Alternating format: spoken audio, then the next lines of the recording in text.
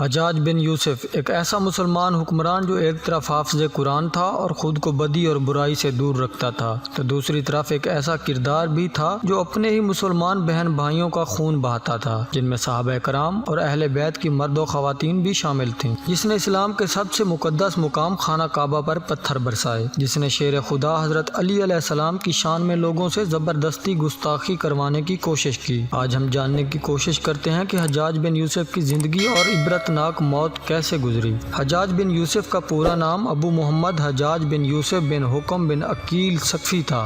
حجاج طائف میں پیدا ہوا اور وہیں اس کی پرورش ہوئی۔ اس کا تعلق طائف کے مشہور قبیلے بنو ثقیف سے تھا۔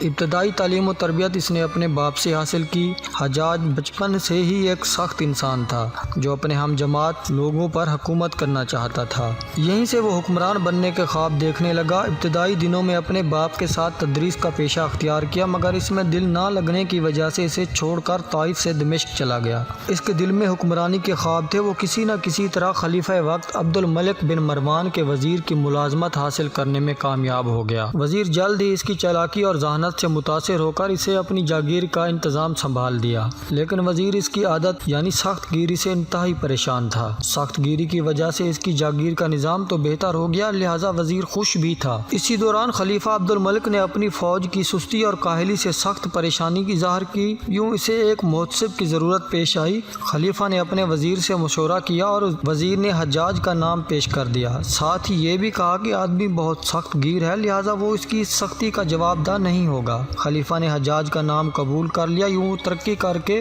فوج کا محتسب بن گیا۔ اس حیثیت سے حجاج نے عبد الملک کی خوب خدمت کی۔ اموی فوج اس سے دہشت کھانے لگی اور وزیر کا دستہ بھی حجاج سے سخت پریشان تھا، حالانکہ اسی دستے میں حجاج بن یوسف کئی عرصہ تک کام کر چکا تھا۔ عبد الملک نے جب عراق پر حملہ کرنا چاہا تو محتسب بن وزیر کے خلاف سخت اقدامات کی وجہ سے حجاج سے بہت متاثر ہوا۔ عبد الملک کو یہ اندازہ ہو گیا کہ اس کے کہنے پر حجاج تمام اخلاقی اور دینی حدیں عبور کر سکتا ہے۔ اس دوران عبداللہ بن زبیر مکہ میں پناہ لیے ہوئے تھے اور عبد الملک کسی نہ کسی طرح اس کی حکومت ختم کرنا چاہتے تھے۔ اس کام کے لیے عبد الملک نے حجاج کا انتخاب کیا اور مکہ پر حملہ کرنے والے لشکر کا سربراہ بنا دیا۔ حجاج بن یوسف نے مکہ کی ناکہ بندی کی، یوں مکہ میں غذائی بحران پیدا کیا اور فوج کو خانہ کعبہ پر پتھروں سے حملہ کرنے کا حکم جاری کر دیا۔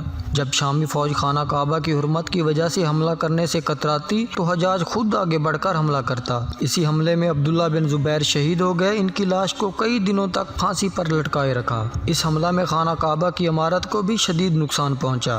مکہ میں اس نے ہر اس شخص کو قتل کر دیا جو حکومت کے خلاف زبان کھولنے کی جرأت کرتا۔ مکہ پر کنٹرول حاصل کرنے کے بعد یہ اپنے لاؤ لشکر سمیت مدینہ روانہ ہوا، جہاں صحابہ کرام کی اولادیں اور تابعین کثیر تعداد میں موجود تھے۔ اس نے اہل مدینہ کو جمع کیا اور ایک زوردار تقریر کی، جس میں اس نے کہا کہ میں تمہیں 3 دن کی مہلت دیتا ہوں، تم عبد الملک کی بیعت کر لو۔ اس کے جواب میں اہل مدینہ نے نہ مخالفت کی اور نہ حمایت کی۔ تقریر کے بعد اس نے لوگوں کو روانہ کر دیا اور ساتھ ہی قتل و غارت شروع کر دی۔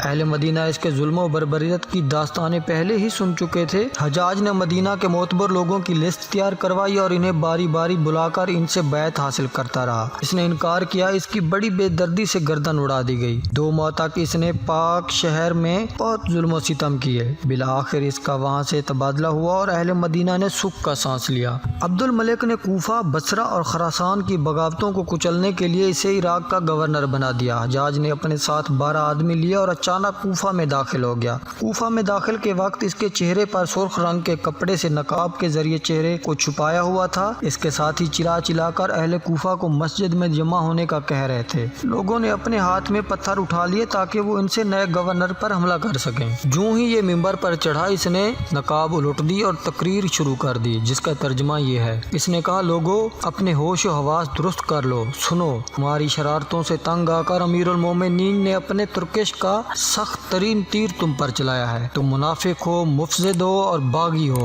تم نت نئی شرارتیں کرتے ہو، ہر آنے والے حاکم سے بغاوت کرتے ہو۔ سیدھے ہو جاؤ اور اطاعت کے لیے سر جھکا دو، ورنہ میں تمہارا وہ حشر کروں گا کہ تمہاری آنے والی نسلیں تم پر لعنت بھیجیں گی۔ میں تمہاری گیدڑ بھگیوں سے ڈرنے والا نہیں، بلکہ تمہارے ٹیڑھے پن کو ایسا سیدھا کروں گا کہ تم سدھی ہوئی اونٹنیوں کی طرح دودھ دینے لگو گے۔ جس طرح ایک بڑھئی ٹیڑھی لکڑی کو چھیل کر سیدھا کرتا ہے، میں تمہیں ویسا سیدھا کر دوں گا۔ تم میری مرضی کے مطابق بن جاؤ، ورنہ خدا کی قسم तुम्हारी खाल खिंचवा दूंगा, तुम्हारी लाशों के टुकड़े टुकड़े करके जंगल में फेंकवा दूंगा जिसे कौवे और कुत्ते खाएंगे। मैं 3 दिन की मोहलत देता हूँ, जो लोग फौज छोड़कर भाग आए हैं वापस फौज में चले जाएं, वरना इन्हें कत्ल कर दिया जाएगा। इस तकरीर के बाद अहले कूफा इतने डर गए कि उन्होंने इस हुकूमत को फौरन तस्लीम कर लिया।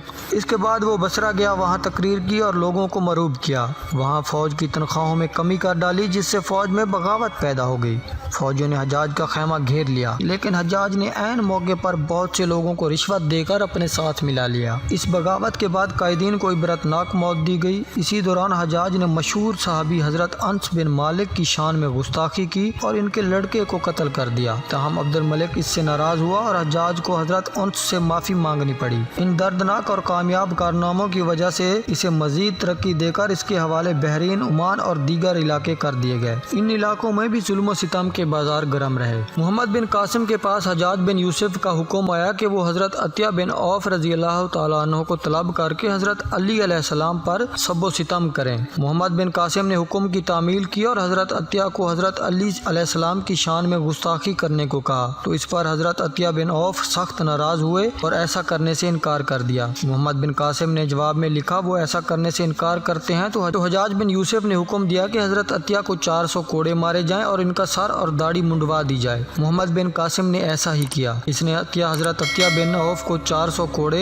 मरवाए और इनका सर और दाढ़ी मुबारक मुंडवा दी गई, जिसके बाद हजरत अतिया हमेशा के लिए खरासान चले गए। हज्जाज अपने और हुकूमत के खिलाफ मुखालफिन पर बेजा जुल्म करता। इसकी सबसे पसंदीदा सजा ये होती कि वो मुखालफिन को बगैर छत के कमरों में नंगा बंद करवा देता और इसमें मर्द और औरतों की भी तमीज ना करता। एक वक्त में इसके बरहना यानी नंगे कैदियों की तादाद 50,000 तक पहुँच गई, जिनमें 30,000 के करीब औरतें भी शामिल थीं। ये वो लोग थे जो हज्जाज बिन यूसुफ और बनु उमैया के खिलाफ थे। ये सारी कहानी सुनने के बाद आप लोग सोचते होंगे कि हज्जाज को कैसी मौत आई होगी। उलमा कराम फरमाते हैं कि अगर जुल्म की बात की जाए तो हज्जाज सामने आ जाता है। एक दिन हज्जाज की माँ ने इससे पूछा कि जिस तरह तूने जुल्म किया है, मुझे लगता है कि अल्लाह ताला तुम्हें जहन्नम में डाल देंगे। ये सुनकर हज्जाज बहुत जोर से हंसने लगा। माँ ने इसकी ये हंसी सुनकर कहा कि हज्जाज, कहीं जहन्नम का नाम सुनकर तू पागल तो नहीं हो गया? तो इसने कहा, हज्जाज की माँ, अगर रोज़े क़यामत अल्लाह इस बात का फैसला तेरे हाथ में दे दें तो तू क्या करेगी?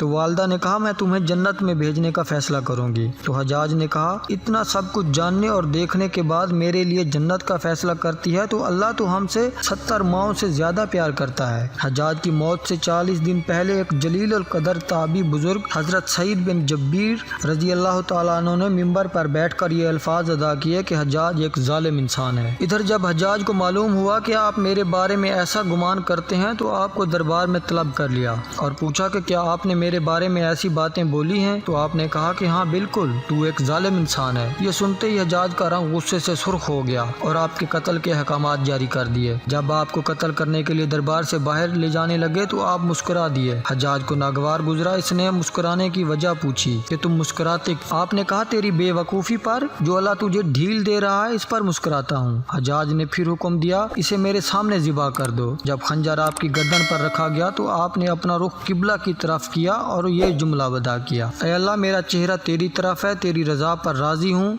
ये हज्जाज ना जिंदगी का मालिक है और ना मौत का। ये सुनकर हज्जाज ने कहा, इसका रुख किबला की तरफ से फेर दो। तो आपने कहा, रुख जुदर भी हो, अल्लाह तू हर जगह मौजूद है, मशरिक व मगरिब हर तरफ तेरी हुक्मरानी है। मेरी दुआ है मेरे कत्ल के बाद ये किसी और पर जुल्म ना कर सके। फिर आपकी गर्दन पर खंजर चला दिया गया और आप मुस्कुराते हुए इस दुनिया से चले गए। आपका इतना खून निकला कि दरबार तर हो गया। इस पर एक समझदार आदमी बोला कि ऐसा तब होता है जब कोई मुस्कुराते हुए अपनी जान दे और अल्लाह की रजा पर राजी हो जाए। इस जाहिद और पारसा इंसान के कत्ल के बाद हज्जाज पर वहशत तारी हो गई। वो नफ्सियाती मरीज बन गया। हज्जाज जब भी सोता इसके ख्वाब में हजरत सईद बिन जब्बीर इसके ख्वाब में आकर इसका दामन पकड़ते और कहते हैं, खुदा के दुश्मन, तूने मुझे क्यों कत्ल किया? मैंने तेरा क्या बिगाड़ा था? जवाब में हज्जाज कहता, मुझे और सईद को क्या हो गया है? इसके साथ हज्जाज को एक और बीमारी भी लग गई जिससे सख्त सर्दी जिगर से उठकर पूरे जिस्म में फैल जाती। वो कांपता रहता।